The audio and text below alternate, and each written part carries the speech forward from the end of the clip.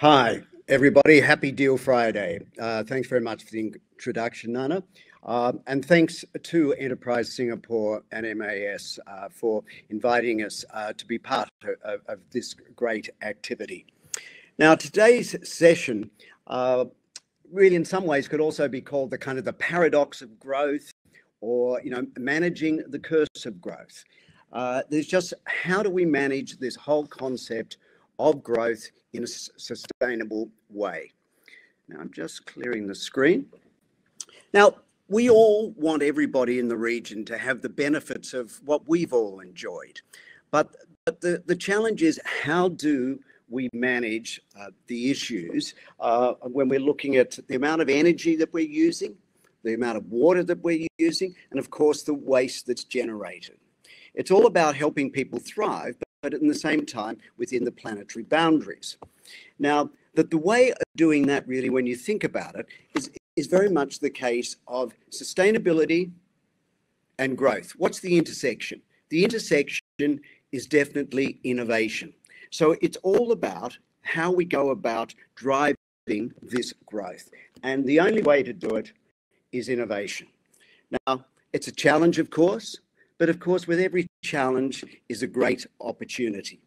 And in many ways, there's no better way to bake in, great purpose to an organization's activities than the pursuit of sustainable growth.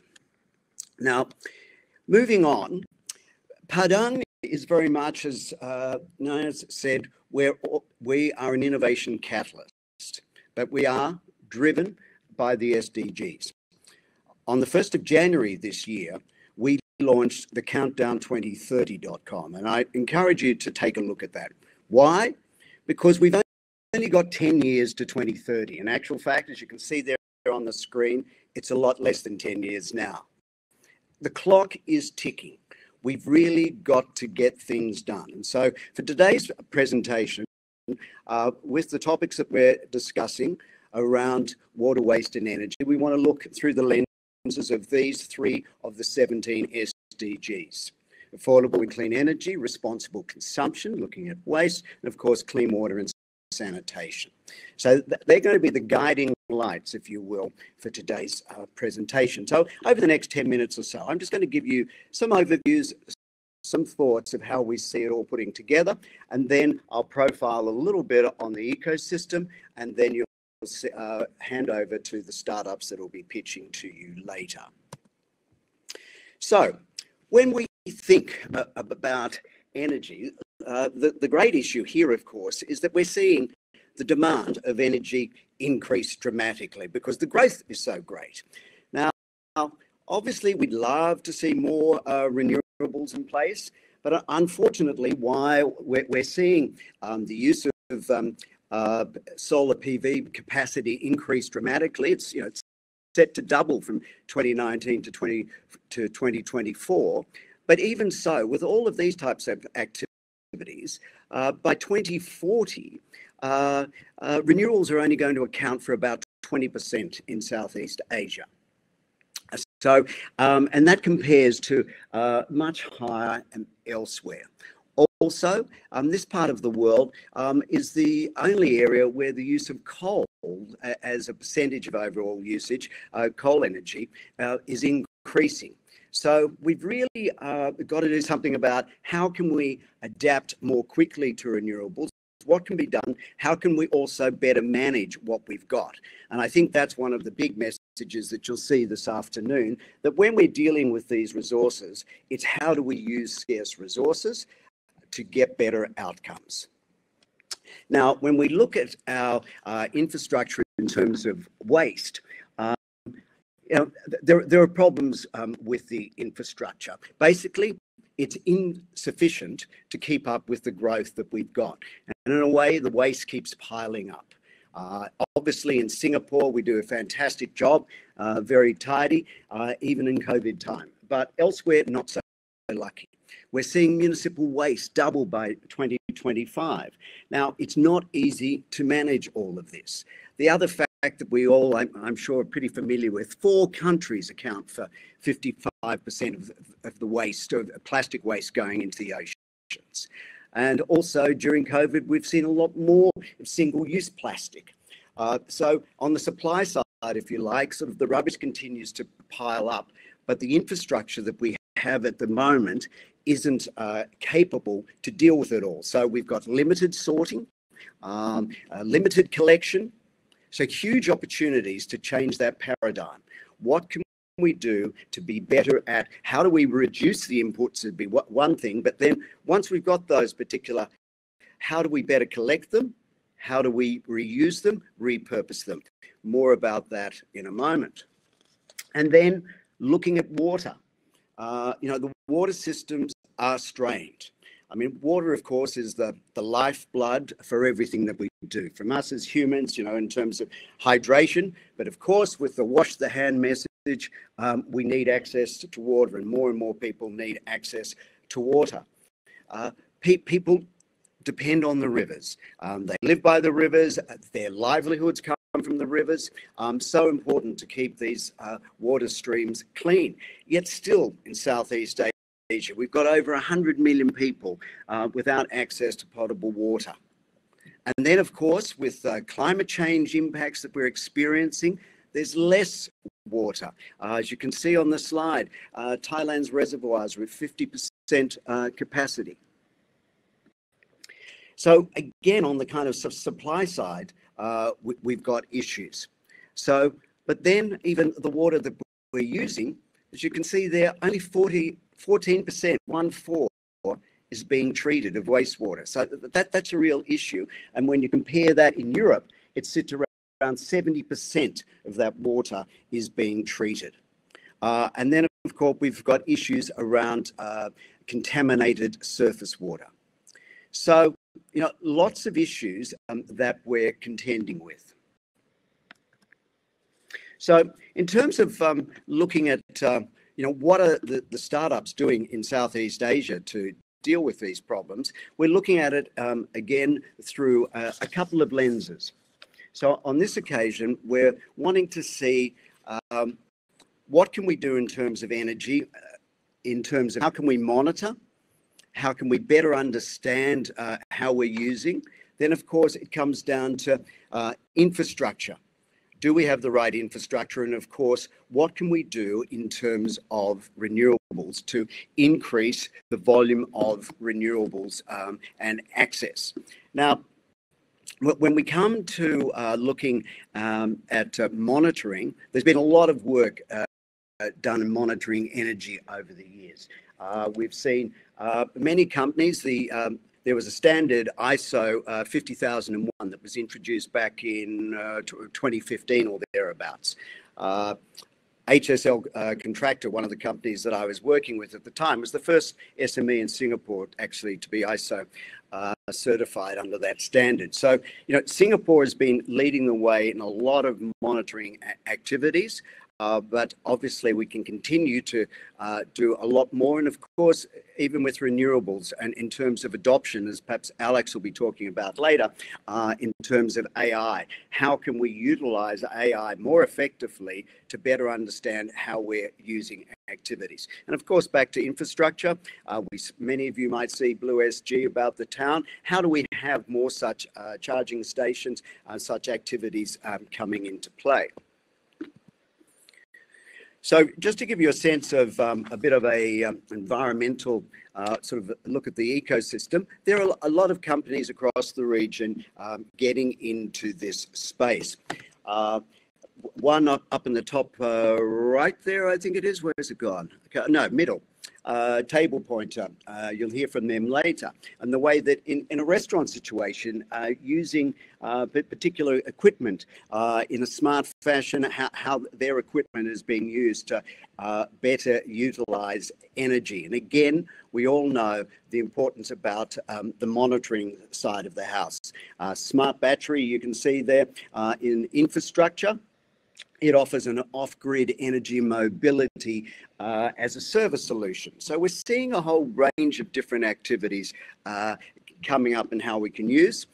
In terms of renewables down there, solar AI, utilizing satellite images and big data so that they can determine and assess different opportunities for rooftop solar.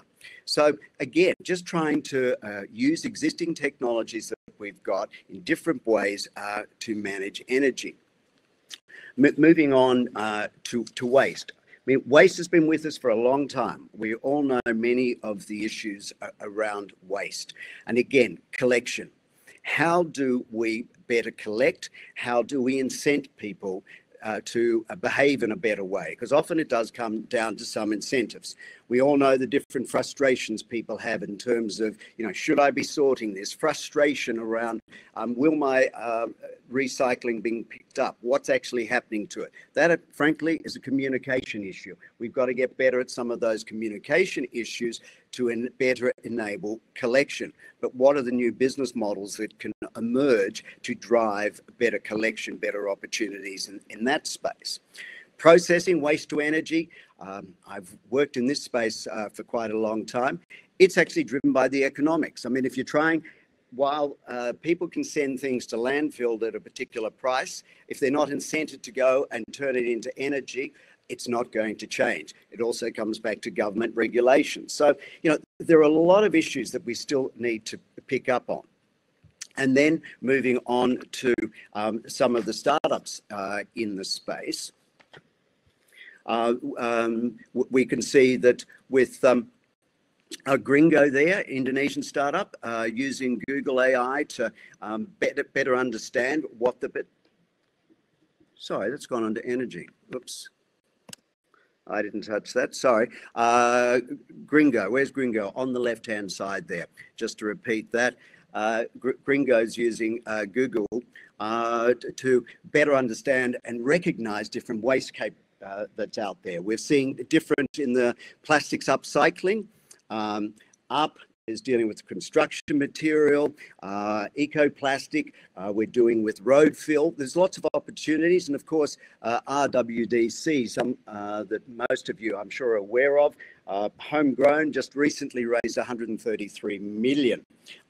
Pretty amazing success story there. And that's using cooking oil and to develop alternatives. Now, we talk about the 3 R's, but I like talking about the 4 R's, the fourth being replace, and RWDC is doing a great job with replace. And then another look back to water. What can we be doing with water? A lot of the issue that we're seeing again is, how is it being treated?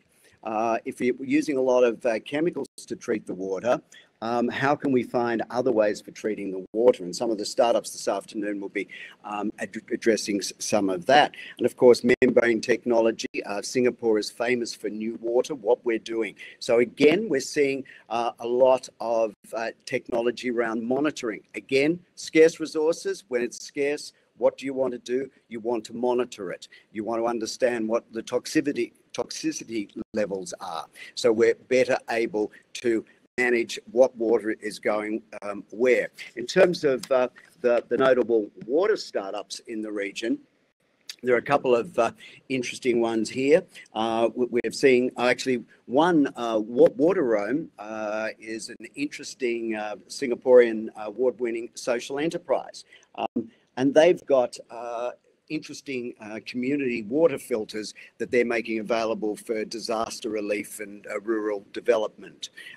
AGE's got mechanical and electronic technology to reduce traditional chemical-based treatments, as I mentioned. That's something that we want to get away from. How can we use less chemicals in treating the water?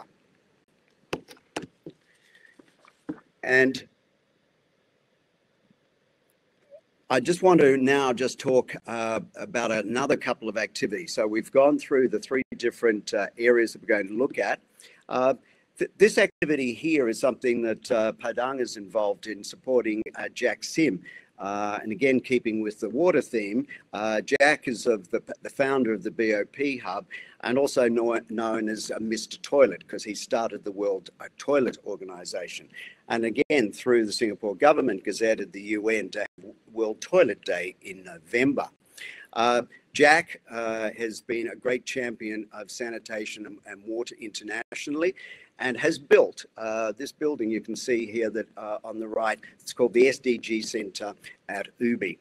We're very pleased to be supporting Jack in this and creating the BOP Solution Centre, which will provide a marketplace for entrepreneurs, startups, social enterprises, corporates to come together to develop solutions for the emerging market. So essentially a marketplace with solution providers and the demand side. And energy and water and sanitation is going to be two of the focus areas for the BOP Solution Centre. It's about to open, obviously in COVID times. We can't open right at the minute, but we're ready to go. So please look out for that. And it's 2 minutes from UBI MRT. So it's a great location if you're looking for space. It's all about SDGs there. So please contact me if you're interested.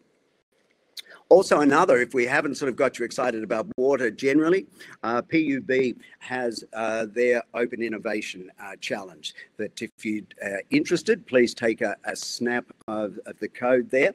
And as they say, it's not a pipe dream, let your ideas flow.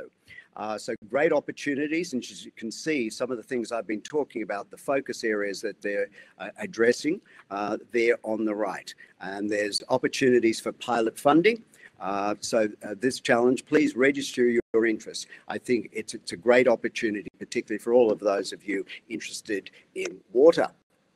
Now, these are the 10 companies that you'll be hearing from shortly. As you can see, they're across the lenses of water and waste and energy. 10 great companies. Thank you very much, and please enjoy their presentations this afternoon.